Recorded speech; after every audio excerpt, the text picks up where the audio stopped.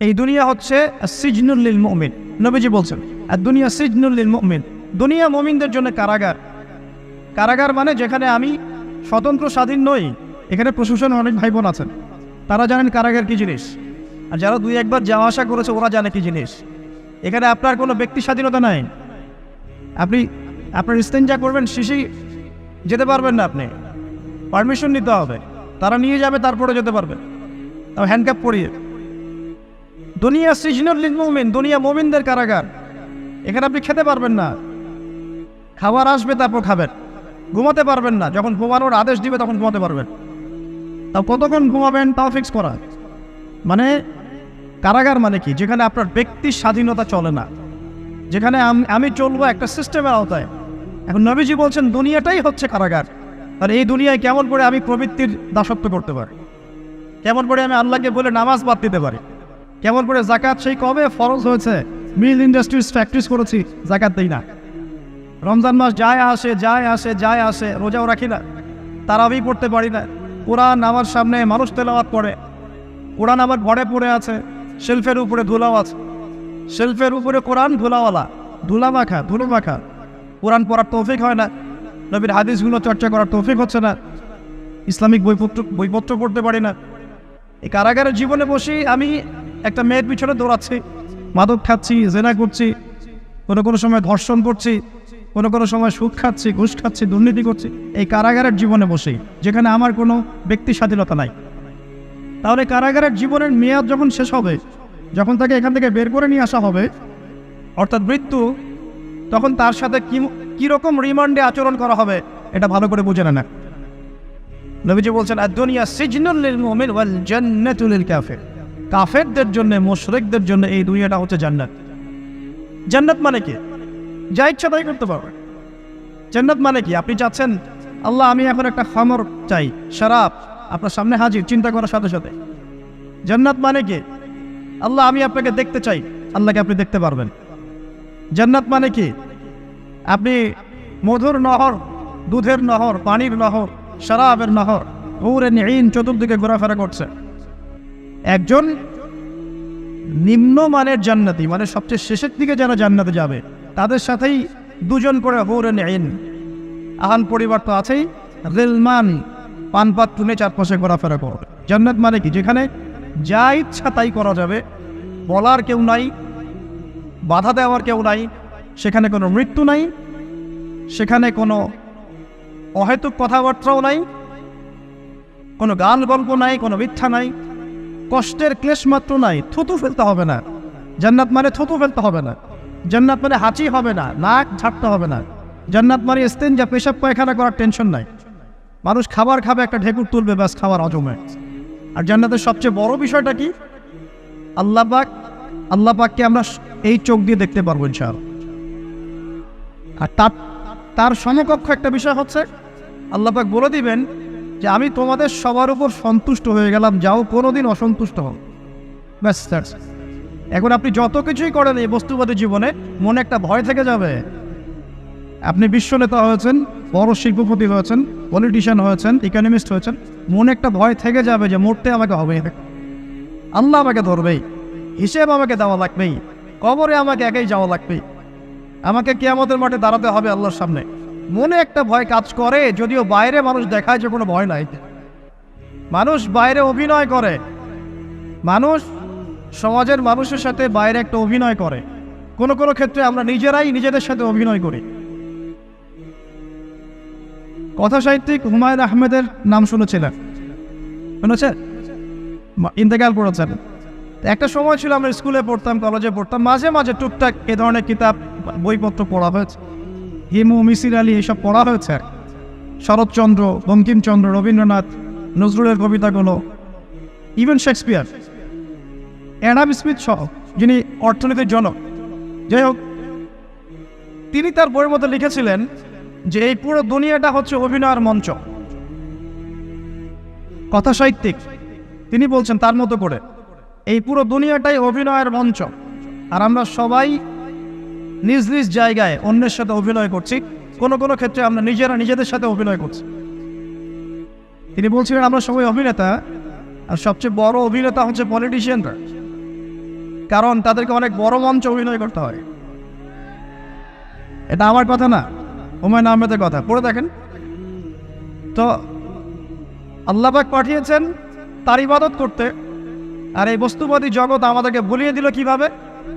কয়েকটা প্রলোভন দিল। প্রথম প্রলোভন হচ্ছে টাকা, তারপরে জীবনে কি করব প্রতিষ্ঠিত হওয়ার চিন্তা, তারপরে চাই চাই আরও চাই এই একটা আকীদা দর্শন, তারপরে আমার স্ত্রী সন্তান আহান পরিবারের কি হবে, আর আরেকটা দর্শন আছে, এটাকে বলে চারবাক দর্শন।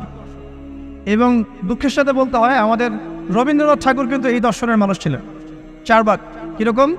তার কবিতা পড়লে দেখবেন লেখা আছে, দুহাতে যা পাও হাত পেতে নাও, দুহাতে যা পাও হাত পেতে নাও, বাকির খাতা শূন্য থাক, বাকির খাতা শূন্য থাক। ঠিক চারবাক দর্শন, এটা ফিলোসফি পড়েছেন, এখানে অনেক টিচারও আছেন আমি জানি, তারা এই কথাগুলো বুঝবেন। চারবাক দর্শন কেমন? ঋণ করে ঘি খাও, ঋণ করে ঘি খাও, যতদিন বাঁচবে সুখে বাঁচবে, এটা হলো চারবাক দর্শন। তো দুহাতে যাবো হাত পেতে নাও, বাকির খাতা শূন্য থাক, মিল আছে না? ঋণ করে হলো ঘি খা, যেভাবে হোক ঘি খান না, মানে ঋণ করে হলো ঘি খান, যতদিন বাঁচবেন সুখে বাঁচবেন। তাহলে এই দর্শনগুলো বস্তুবাদী না? বুঝতে পারছেন কিনা? মেটেরিয়ালিজম, বস্তুবাদিতা, মানে আপনি চোখের সামনে যা দেখছেন এই দুনিয়া, যেভাবে হোক অর্জন করে নেন, বাকির খাতা শূন্য থাক। ইসলামিক কনসেপ্ট এর টোটাল ডিফারেন্ট কনসেপ্ট। ইসলামের ঈমান, আকীদা, ইসলাম, পরকাল, মুহাম্মদ সাল্লাল্লাহু আলাইহি ওয়াসাল্লামের আদর্শ সম্পূর্ণ ডিফারেন্ট। আমরা বলি কি, এই দুনিয়াতে আমরা মুসাফির, দুনিয়াতে আমরা কি মুসাফির, কে কতদিন থাকবো কোনো ঠিক নাই। নবীজি বলছেন, হে আব্দুল্লাহ বিন ওমর, তুমি দুনিয়াতে মুসাফিরের মতো থাকো, সকালবেলা উঠলে সন্ধ্যার অপেক্ষা করো না, সন্ধ্যাবেলা হলে সকালের অপেক্ষা করো। দর্শনের মধ্যে কত পার্থক্য না, আকাশ পাতাল পার্থক্য না? এখন যদি এই বস্তুবাদী দর্শন নিয়ে আপনি চলাফেরা করেন, তাহলে তো আপনার লাইফের অ্যাম্বিশন হবে একটা ফ্ল্যাট, আর ওটা এনি হাও আপনাকে অ্যাচিভ করতে হবে, legal way or illegal way, আপনাকে অ্যাচিভ করতেই হবে, অ্যাচিভ করতেই হবে, যেহেতু আপনার মোটিভটা হচ্ছে মেটেরিয়ালিজম, বস্তুবাদিতা। আর নবী সাল্লাল্লাহু আলাইহি ওয়াসাল্লাম কি বলছেন? সকালে ঘুম থেকে উঠলে সন্ধ্যার অপেক্ষা করো না, সন্ধ্যাবেলায় থাকলে সকালের অপেক্ষা করো না। তুমি দুনিয়াতে মুসাফিরের মতো থাকো, তোমার যতটুকুতে দুনিয়া চলে যায় এতটুকুতে সন্তুষ্ট থাকো। নবীজি বলছেন, তোমরা হাঁটবে যখন রাস্তায় চলাফেরা করবে, তোমাদের উপরের দিকে দেখবে না যে তোমাদের উপরে কারা আছে, অলওয়েজ দেখবা তোমাদের নিচে কারা আছে, তোমাদের চেয়ে খারাপ কারা আছে। এক ভাইকে আপনি দেখবেন আপনি সুস্থ, তার হাত নাই। আরেক ভাইকে দেখবেন আপনি সুস্থ, তার চোখ নাই। এক ভাইয়ের পা প্যারালাইজড হয়ে গেছে, এক ভাইয়ের বডি প্যারালাইজড, একজন হার্টের রোগী, একজন ডায়াবেটিসের রোগী, আপনি সুস্থ আছেন, অথচ ওই ব্যক্তির অনেক টাকা পয়সা আছে, আপনার নাই। এখানে কে ধনী বলেন দেখি, আপনি না সে? আপনার সুস্থতা আছে। আরেক ভাইয়ের অনেক বড় বড় ফ্ল্যাটস, কিন্তু আপনার এতটুকু নাই, ছোট্ট একটা বাসা। আপনার কষ্ট লাগে, আমারও যদি এমন হতো।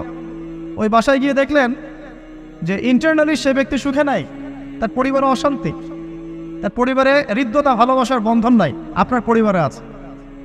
একটা রিক্সাওয়ালা সারাদিন রিক্সা চালিয়ে 400-500-1000 টাকা আর্ন করে বাসায় চলে গেল, গিয়ে বাসা আলু ভর্তা, ডিম ভাজা, ডাল দিয়ে ভাত খাচ্ছে, সুখে আছে, দিন বউয়ের সাথে গল্প করছে, চাঁদ দেখছে। আর সেই তো কবে আপনি ওয়াইফ কিনে চাঁদ দেখেছেন ঠিক নাই, আপনি টাকা অর্জন করার নেশায় বছরের পর বছর স্ত্রী থেকে দূরে আছে, দেখারই সৌভাগ্য হয়।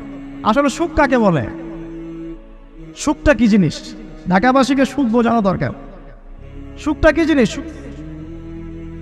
যখন আপনি বা আমি নিজেকেও বলছি, যখন আমরা আল্লাহকে পাবো, আল্লাহ পাকের ইবাদতের মধ্য দিয়ে, রাসূলের সুন্নতের মধ্য দিয়ে অল্পে তুষ্ট থাকতে পারবো, যা আছে এতে শুকরিয়া আদায় করবো, আপনার তো সুখী মানুষ দুনিয়াতে কেউ নাই, কেউ নাই দুনিয়া। কিন্তু বস্তুবাদিতা আপনাকে এই আকীদা আদর্শ থেকে সম্পূর্ণ ডিমোটিভেট করে দেবে।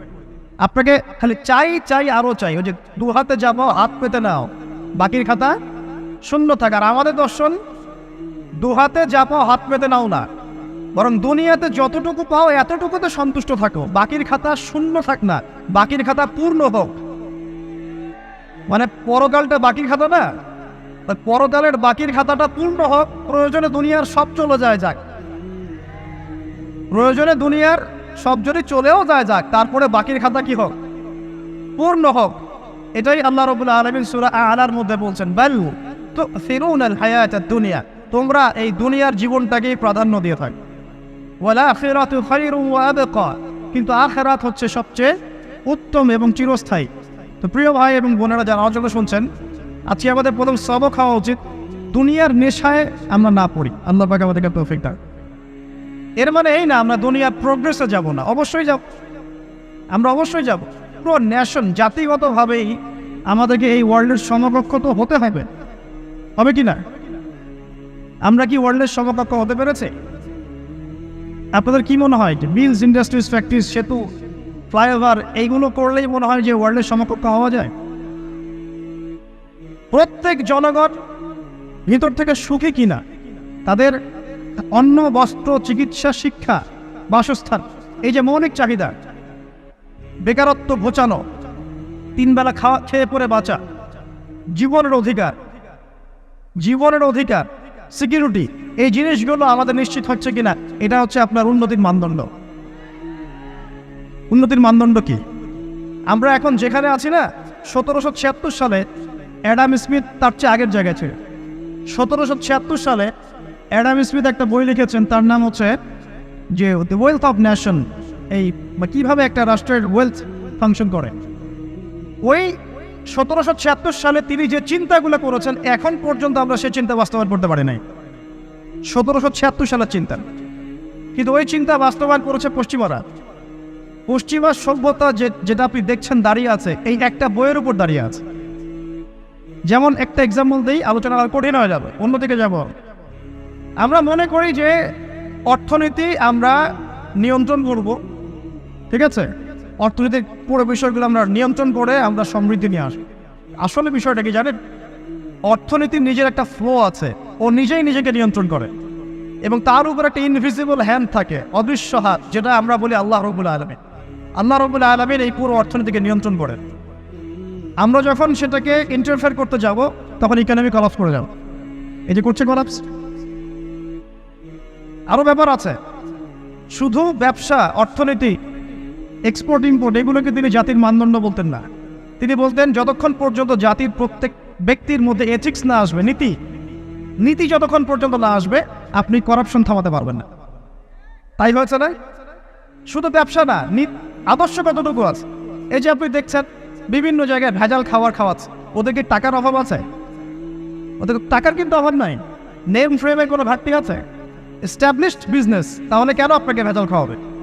কারণ তার মধ্যে এথিক্স নাই, নীতি নাই। এই জন্য জাতির প্রত্যেক সদস্যকে, মানে প্রত্যেক জনগণের প্রত্যেককেই আগে নীতিগত শিক্ষা দেওয়া উচিত। আর এই কাজটাই করে ইসলাম। বলে সুবহানাল্লাহ। এই এথিক্স এবং নীতি শেখায় কে? ইসলাম। ইসলামের চেয়ে সার্বজনীনভাবে এবং যুগোপযোগীভাবে কেউ এথিক্স শেখাতে পারবে না। কাগজে কলমে অনেক কথা বলতে পারে, প্র্যাকটিক্যালি শেখাবে কে? ইসলাম। এখন বলতে পারেন তাহলে মুসলিমদের মধ্যে দুর্নীতি কেন, মুসলিমদের মধ্যে কেন এই সমস্যাগুলো হয়? উত্তর একটাই, ওই যে স্যার বলে গেলেন, আমি বিভিন্ন ওয়াজে যে এক এক জায়গায় এক এক কথা বলে। উত্তরটা কি? উত্তরটা হচ্ছে যে কোরআন এবং সুন্নাহর সঠিক যে শিক্ষাটা আছে, এই শিক্ষাটা আমরা অনেকেই বাস্তবায়ন করতে পারছি না। এটা আমাদের ব্যর্থতা। এটা কাদের ব্যর্থতা? এটা আমাদের ব্যর্থতা। এখানে আমাদের ব্যক্তি স্বার্থ থাকতে পারে, এখানে আমার জ্ঞানের স্বল্পতা থাকতে পারে, আমার ভিতরে অহংকার থাকতে পারে, বা আমি অল্প শিক্ষিত হতে পারি, এবং এমন হতে পারে আমার জ্ঞানটা যুগোপযোগী না। ইসলামিক জ্ঞান আমার মধ্যে আছে, কিন্তু কিভাবে এই জ্ঞান দিয়ে ওয়ার্ল্ডকে ডিল করবো, এই জ্ঞানটা আমার মধ্যে নাই। এই কারণে আমরা হয়তোবা ইসলাম, কোরআন সুন্নাহ হাতে থাকার পরেও এই সমস্যাগুলো ফেস করছি। প্রথম সমস্যা হচ্ছে বস্তুবাদিতা। আল্লাহ পাক আমাদের সবাইকে, যারা আলোচনা শুনছি, দুনিয়ার প্রেমিক হওয়া থেকে বাঁচাক বলি আমি। দুনিয়ার প্রেমিক না, প্রেমিক হবো কার? আল্লাহর, আখিরাতের। কতটুকু দাম আছে দুনিয়ার? আল্লাহ পাক বলছেন একটা মাছির পাখার সমানও না। একটা মাছির পাখার কি দাম আছে আপনার কাছে? আল্লাহ পাক বলছেন পুরো দুনিয়ার দাম আমার কাছে যদি একটা মাছির পাখার সমান হতো, তাহলে এই দুনিয়াতে কোনো কাফের মুশরিক পানি পান করতে পারতো না। তার মানে এই দুনিয়াতে যা করো, আমার তো কোনো দামই নাই দুনিয়ার। কালকেই তো আমি দুনিয়া ধ্বংস করবো। আর ওই যে দুই জাতির কথা বললাম, জিন এবং মানব জাতি, আপনারা সূরা আর রহমান পড়বেন। রহমান নামটা অনেক ব্যাপক, দয়াময়ের নাম, তার মানে আল্লাহ পাক মার্সিফুল, মোস্ট মার্সিফুল। কিন্তু এই সূরা আর রহমানে একটা ভয়ঙ্কর আয়াত আছে। কি? সানাফরুগু লাকুম আইয়ুহাস সাকলান। হে মানুষ এবং জিন, হে মানুষ এবং জিন, শীঘ্রই আমি তোমাদের দুইটা জাতিকে ডিল করার জন্য পারেক হচ্ছি, অপেক্ষা করতে থাক। মানে আল্লাহ পাক কুল্লু ইয়াউমিন হুয়া ফি শাআন, মানে আল্লাহ পাক কি করেন, সবসময় তার কাজে ব্যস্ত আছেন। মহাবিশ্বের তো গ্রহ নক্ষত্র গ্যালাক্সির অভাব নাই, মাখলুকের কোনো অভাব নাই। আল্লাহ পাক প্রত্যেকটা মুহূর্তেই তার কাজে ব্যস্ত আছে, তার কাজে শানে ব্যস্ত আছে। কিন্তু এই ব্যস্ততা থেকে ফারেক হবেন কাদের জন্যে? মানুষ আর জিনের জন্য। সুবহানাল্লাহ, মানুষ আর জিনের জন্য। আল্লাহ পাক বলেন সানাফরুগু লাকুম আইয়ুহাস সাকলান। দাঁড়াও, দুনিয়ার মধ্যে এইসব করে বেড়াচ্ছ, তোমাদের দুই জাতির জন্য আমি অচিরে ফারেক হব ইনশাআল্লাহ। ওইটাই হলো কিয়ামতের দিন। যদি ওই দিনটা আমরা মাথায় রেখে চলি, ইনশাআল্লাহ আমরা কেউ বস্তুবাদী হব না ইনশাআল্লাহ। আল্লাহ পাক আমাদের সবাইকে দুনিয়া মুসাফিরের মতো থাকার তৌফিক দান। আমরা উন্নতি করব, অবশ্যই অগ্রগতি করব, আমরা সবকিছুই করব, কিন্তু দুনিয়ার পূজায় ডুবে যাব না। এটা একটা বড় চ্যালেঞ্জ। মানে মধ্যমপন্থী থাকতে হবে, না একদম গোলালু মার্কা আর না চরমপন্থী, মাঝামাঝি থাকার চেষ্টা করতে হবে। আল্লাহ তৌফিক দান। ঢাকাবাসীর জন্য এর চেয়ে বড় কোনো নসিহত হতে পারে না। আর ঢাকার মতো যত মানে সিটিজ, মেগা সিটিজ আছে সারা ওয়ার্ল্ডে, তাদের জন্য এটাই প্রথম নসিহত, বস্তুবাদিতা ত্যাগ করতে হবে। বস্তুবাদিতা